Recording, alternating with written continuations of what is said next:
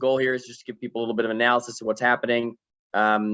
Individuals we have on the call are obviously some of the leading political strategists. They fight on our issues. We're excited to have them here. We want you to hear from them. You hear enough from me. All you heard election time was vote, vote, vote, which people did, which is great. We're appreciative of that. And we're really excited to do this this conference. So we have three people on this panel: Mike Avella, Jennifer Fermino, and Tina Haxhillari. Mike and Tina are part of the firm of Avella and Dickinson, and Jennifer Fermino is part of Moonshot Strategies.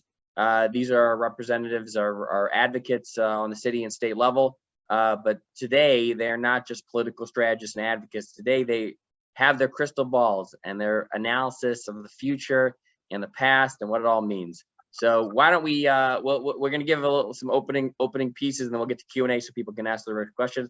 Why don't we kick it off with Jen Fermino. Jen, what do you got for us? What are your thoughts on what just happened here statewide? So I think a few things. I think, you're hearing a lot that there was no real red wave nationally, but there was sort of a red wave in New York. And I think that's true. There were some, losses for the Democrats. I think it's different than what happened nationally. I think a lot of those losses can be sort of, chalked up to what happened with redistricting and, what happened with the judge's map. So I don't know if it's necessarily anything indicative of definitely the Republicans did really well, but I think redistricting had a lot to do with it. And I think you're going to see some really competitive races in 2024. And perhaps, the Democrats can take back some of those seats. So that's really what I think. I don't think it's really as devastating for the Democrats as maybe it appears. It's more a redistricting problem. Got it. Mike, what's the breakdown? Give people a little flavor for the Senate, how many seats there were in the Senate? And then I want to turn it over to Tina to give us the assembly. But how did the Senate do? What happened there? Yeah, so I agree with what Jen said, and the way I've been looking at it is that the real dichotomy on the results on federal offices in New York and on state offices.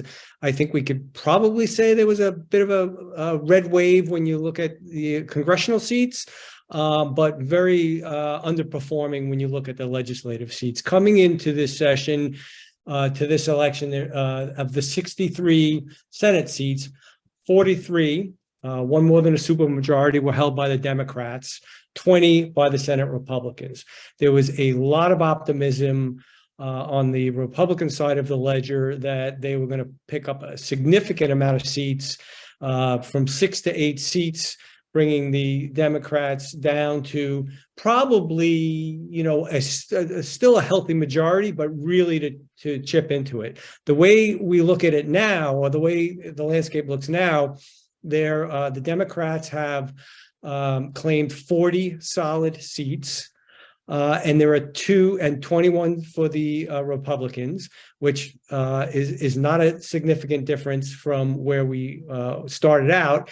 2 seats that are still being contested, one which I think one's in the Onondaga region, one's in the Brooklyn region. I think the way that those are going to play out will be the Onondaga seat will go to the Republicans, and the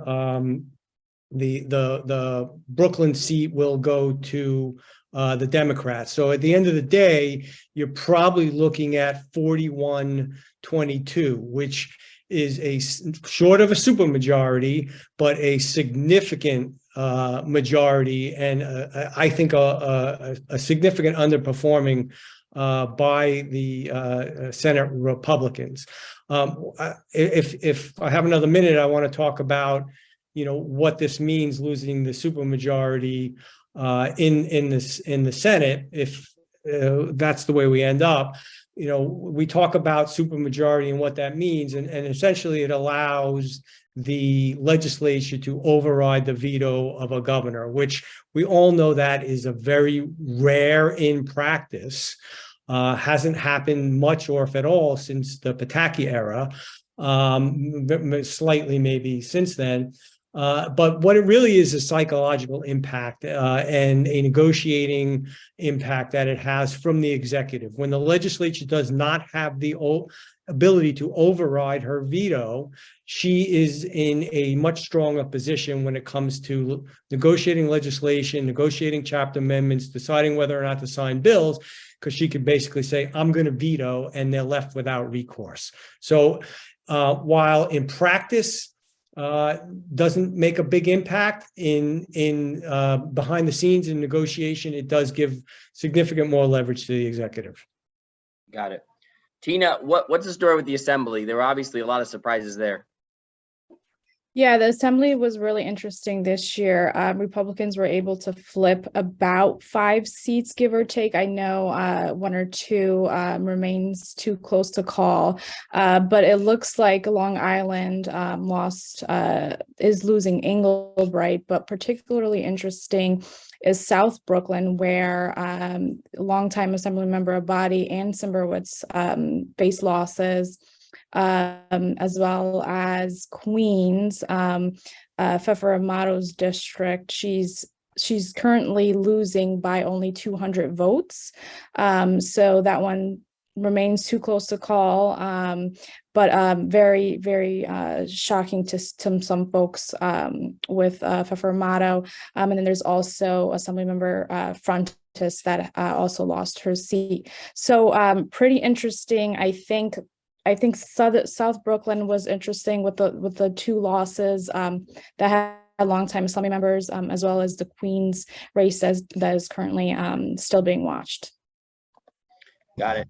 No, can I add one quick thing, Maury, which is really important with these close races, because there's also 2 or 3 Senate races which the Dems won by under 1%, and typically, when we came to this part of the election cycle, a lot of these seats were still in flux. This year is different because of the legislative changes, as well as the court ruling that allowed most of the boards of elections to open up absentee ballots, the paper, prior to the closing of the polls. So we don't have thousands and thousands and thousands of pieces of paper to count. So while 246 votes does not seem like a lot to overcome, you're going to need several thousand pieces of paper to overcome that and win that race. And you're not going to, I don't know what the paper is out in that district, but you're only going to have affidavit ballots, which everyone knows are filled out at the polling place if there's an error or an inability for a voter to vote, or late mail-in ballots. So we're not going to have those big swings like we had in the past, most likely. Let's get to the elephant in the room. So the Republican Party did extremely well in the state of New York, overwhelmingly well. It was a resurgence. I mean, I think in the Senate, it doesn't seem like, based on what Mike is saying, it was an overwhelming victory. But they flipped seats in the Assembly. They're saying that the House, the Congressional House, literally is going to be because of all the seats they flipped in Congress. And the Republican candidate for governor had the most votes, or was the closest electoral thing since what did they say, since well, 94, I think, when McCarthy beat Cuomo. That right. So what does that mean? I mean, is election, correct me if I'm wrong, isn't there an election next year again?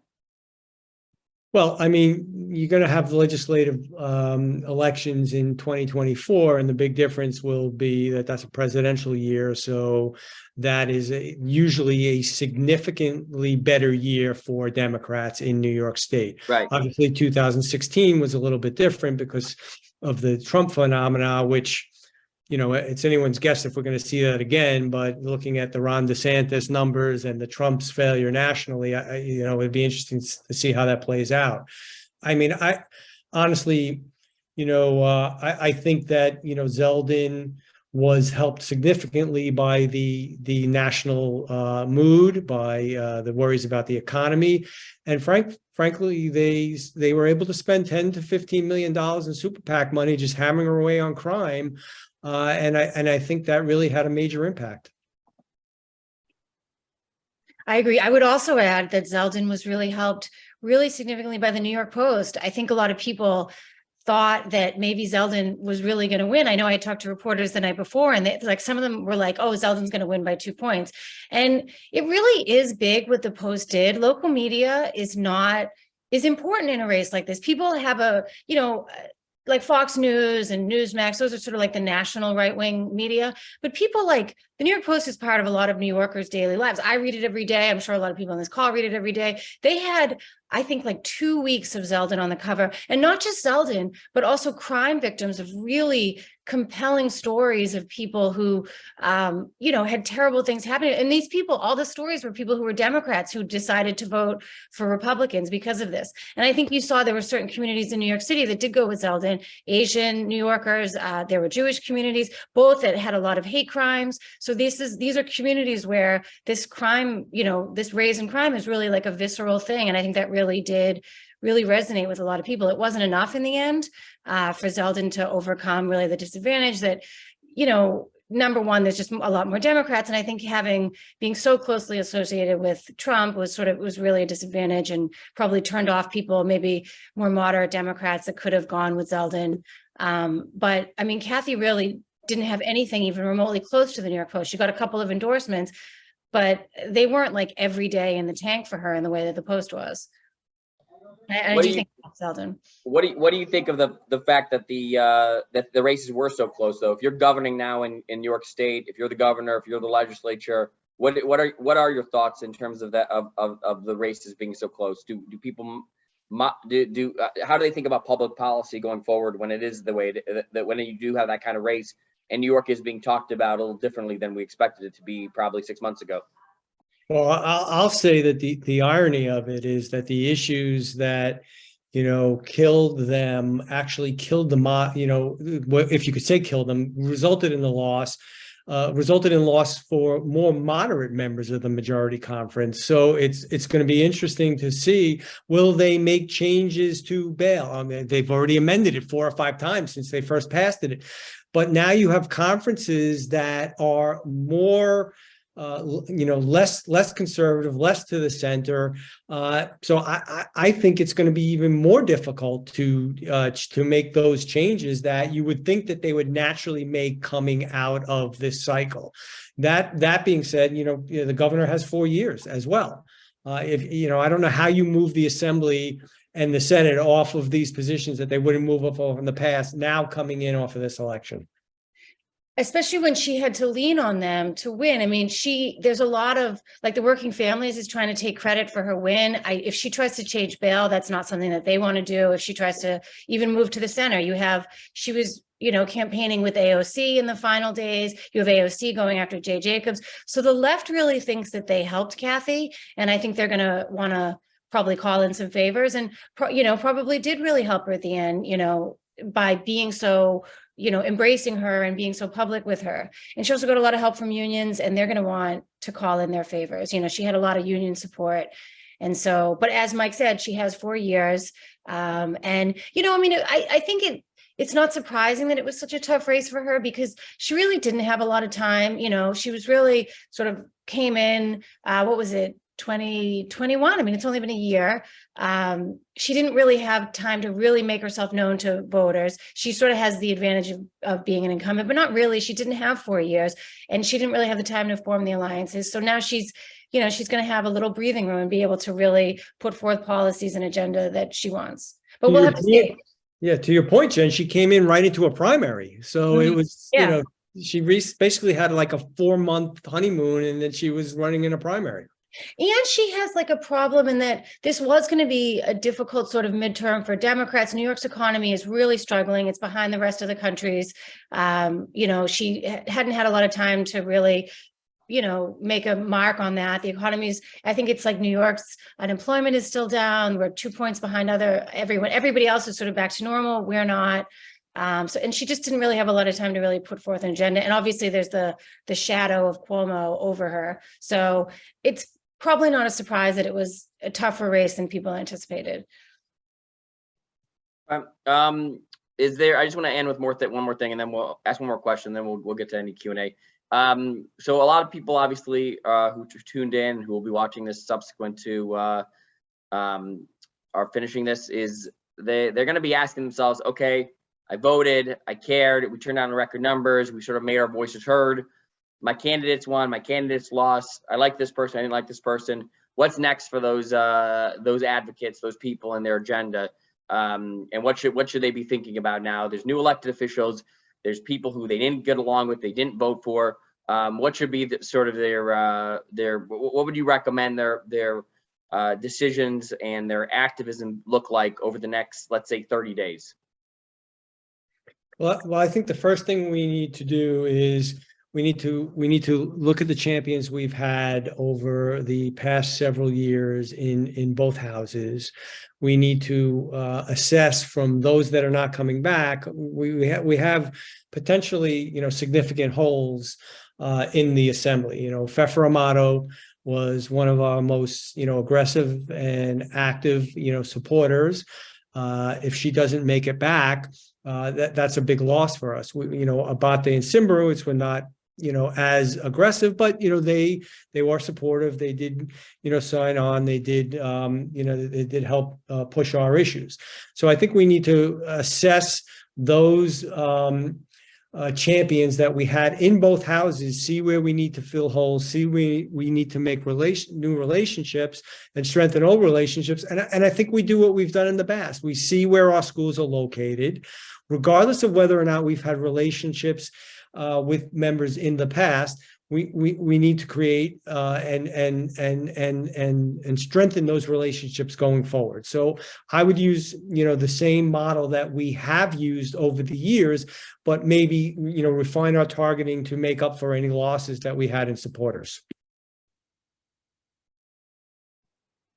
Okay, I agree with that.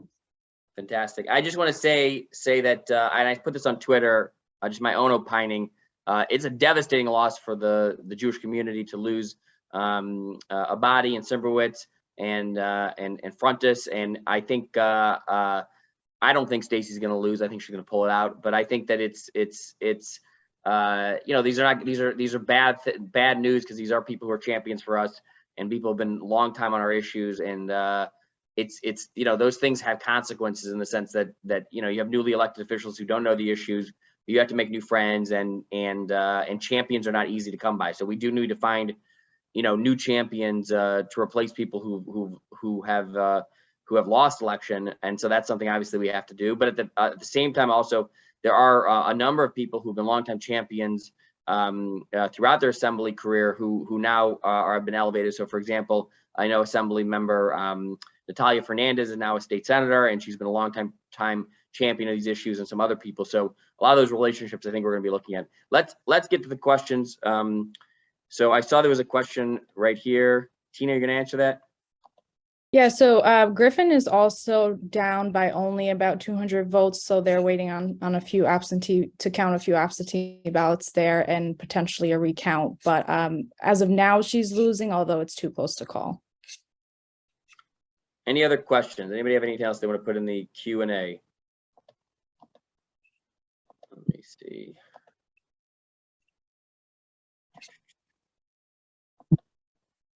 Going once. Going twice. Amazing. My kind of people. I'm very grateful. These calls have been taking place. There were, I think, 7 of these calls we did. Nathan Diamond, OU Advocacy, did one on the federal level. If you haven't tuned into that, I think there's going to be a video of that. There was one for our Pennsylvania activists, one for our Florida activists, one for our New Jersey activists, one for our New York activists. I'm actually live in Florida right now with my in-laws' house, so I'm covering the Florida political beat for our community. Anyway, we're very happy and grateful to our strategists and for being on, and for our activists for being on. We will continue to update you on everything that happened. The work begins now. Now we know who's in place, and so we're going to be relying on you as we always do. So thank you each, and we will be distributing some version of this so that you can share it with your friends and family. And onwards, upwards to the next election. Thank you all. Thanks, everyone.